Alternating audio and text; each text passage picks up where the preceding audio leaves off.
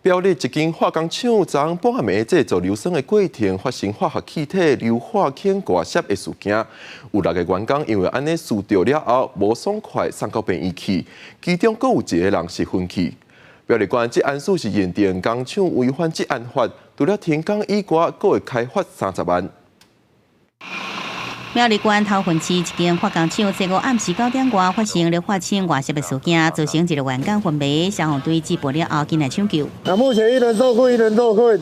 那个没有装备的先撤，没有装备的先离开。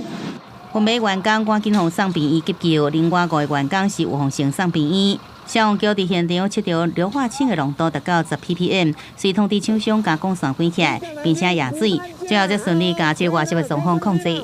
制成中产生毒物硫化氢，造成6名的员工因吸入造成不适的状况。那我们将员工救出之后送往围攻医院。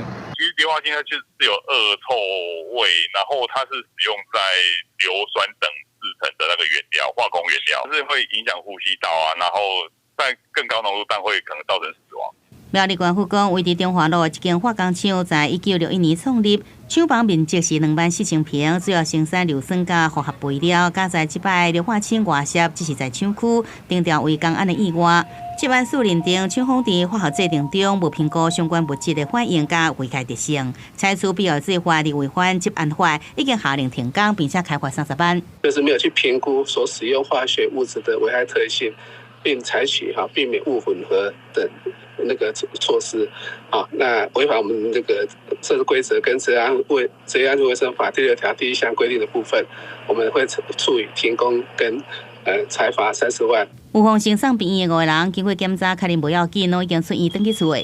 昏迷伤者也已经知影人，转送台中中国附医采取高压氧气治疗，即阵病情稳定。记者综合报道。